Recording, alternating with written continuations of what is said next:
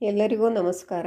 Mix ಆರ್ಟ್ಲ್ಯಾಂಡ್ YouTube ಚಾನಲ್ಗೆ ನಿಮಗೆಲ್ಲರಿಗೂ ಸ್ವಾಗತ.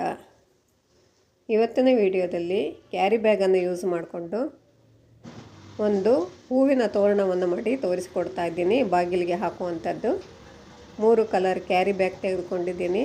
ಕತ್ತರಿ, ಪೆನ್ಸಿಲ್ಲು, ಸೂಜಿ ದಾರ, ಸ್ಟೇಪ್ಲರು, ಪರ್ಲ್ಸ್, ರಿಬ್ಬನ್ನು, ಕಾರ್ಡ್ ಇಷ್ಟನ್ನು ನಾನು ಇವತ್ತಿನ ವಿಡಿಯೋದಲ್ಲಿ ತಗೊಳ್ತಾ ಇದ್ದೀನಿ.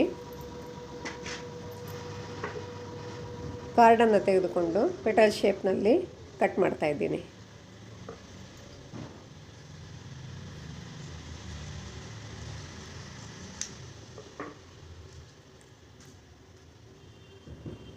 ಪಿಂಕ್ ಕಲರ್ ಕ್ಯಾರಿ ಬ್ಯಾಗನ್ನು ತೆಗೆದುಕೊಂಡು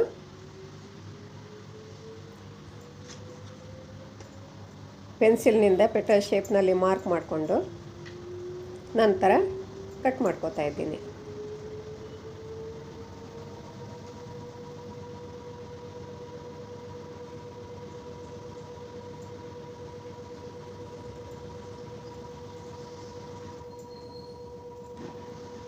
ಒಂದು ಹೂವಿಗೆ ಬೇಕಾಗುವಷ್ಟು ಪೆಟಲ್ಸ್ಗಳನ್ನು ತೆಗೆದುಕೊಂಡಿದ್ದೀನಿ. ನಾನು ನನ್ನ ಹಿಂದಿನ ವಿಡಿಯೋಗಳಲ್ಲಿ ಕ್ಯಾರಿ ಬ್ಯಾಗನ್ನು ಯೂಸ್ ಮಾಡಿಕೊಂಡು ತೋರಣವನ್ನು ಮಾಡಿ ತೋರಿಸಿಕೊಟ್ಟಿದ್ದೆ. ಇವಾಗ ಪೆಟಲ್ಗಳನ್ನು ಒಂದೊಂದಾಗಿ ಜೋಡಿಸ್ಕೋಬೇಕು.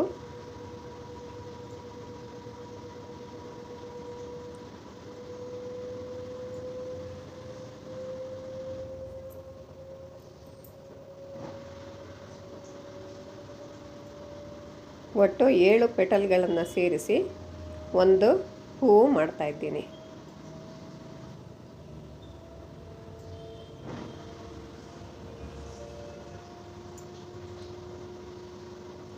ತುದಿಯಲ್ಲಿ ದಾರವನ್ನು ಸುತ್ತಿ ಗಂಟಾಕ್ತಾ ಇದ್ದೀನಿ. ಇಲ್ಲಿಗೆ ಒಂದು ಫ್ಲವರ್ ರೆಡಿಯಾಗಿದೆ. ಇದೇ ರೀತಿ ತೋರಣಕ್ಕೆ ಎಷ್ಟು ಬೇಕು ಅಷ್ಟು ಹೂಗಳನ್ನು ರೆಡಿ ಮಾಡ್ಕೋಬೇಕು.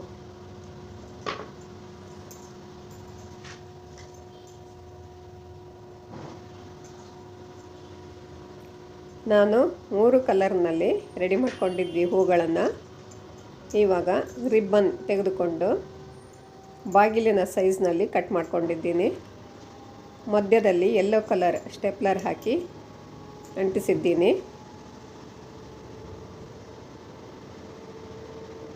ಇವಾಗ ಅಕ್ಕಪಕ್ಕ ಡಿಸ್ಟೆನ್ಸ್ ನೋಡಿಕೊಂಡು ಹೂಗಳನ್ನು ಸ್ಟೇಪ್ಲರ್ ಹಾಕಿ ಸೇರಿಸ್ಬೇಕಾಗತ್ತೆ.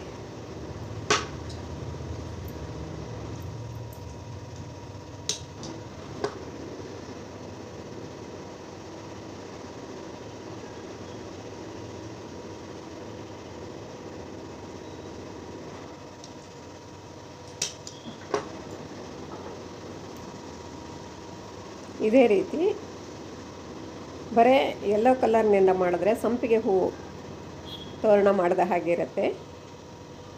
ನಾನಿಲ್ಲಿ 3 ಕಲರನ್ನು ತೆಗೆದುಕೊಂಡಿದ್ದೀನಿ. ಮಧ್ಯದಲ್ಲಿ ಯೆಲ್ಲೋ ಕಲರು, ಇನ್ನೊಂದು ಸೈಡ್ನಲ್ಲಿ ಪಿಂಕು,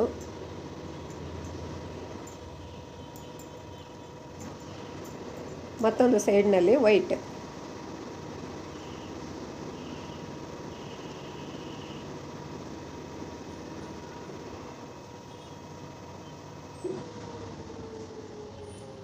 ಎಲ್ಲವನ್ನು ಸ್ಟೆಪ್ಲರ್ ಹಾಕಿ ಸೇರಿಸಿದ್ದೀನಿ. ಇಷ್ಟನ್ನೇ ಮಾಡಿ ಹಾಕ್ಬೋದು, ತುಂಬ ಚೆನ್ನಾಗಿ ಕಾಣಿಸುತ್ತೆ ಬಾಗಿಲಿಗೆ. ಇಲ್ಲ ಇನ್ನೊಂದು ಸ್ವಲ್ಪ ಬೇಕು ಅಂತ ಅನಿಸಿದರೆ ಮಧ್ಯದಲ್ಲಿ ಈ ರೀತಿ ರೆಡಿ ಮಾಡಿ ಹಾಕ್ಕೊಳ್ಬೋದು. ನಿಧಾನವಾಗಿ ಸೂಜಿಯನ್ನು ಕೇರ್ಫುಲ್ಲಾಗಿ ತೂರಿಸ್ಕೋಬೇಕು.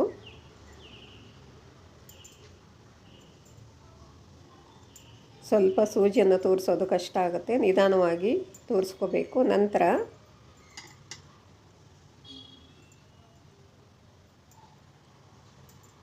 ಪರ್ಲ್ಗಳನ್ನು ಪೋಣಿಸ್ತಾ ಇದ್ದೀನಿ.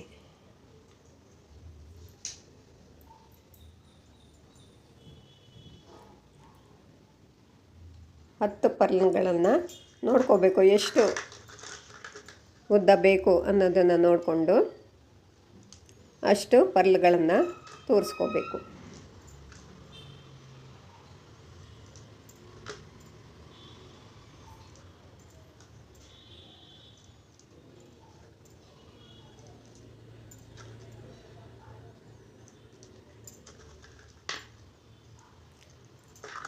ನಾನು 10 ಪರ್ಲ್ಗಳನ್ನು ಹೊಡೆಸಿದ್ದೀನಿ.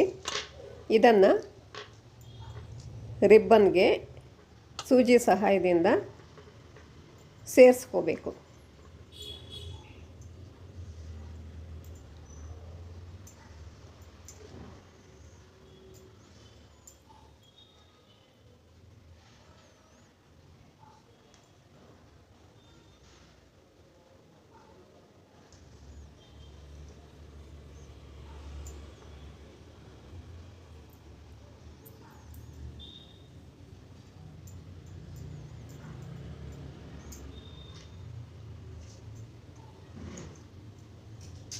ಇವಾಗ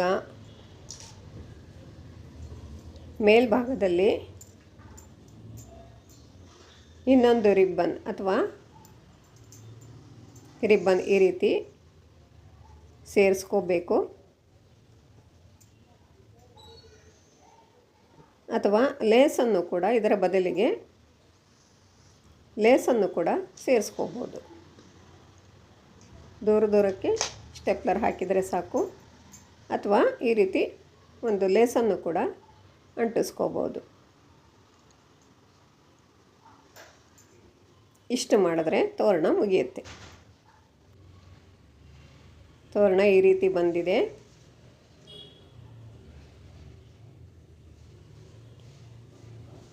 ಇಷ್ಟು ಹೊತ್ತು ನನ್ನ ವಿಡಿಯೋ ನೋಡಿದ್ದಕ್ಕಾಗಿ ನಿಮಗೆಲ್ಲ ತುಂಬ ಧನ್ಯವಾದಗಳು.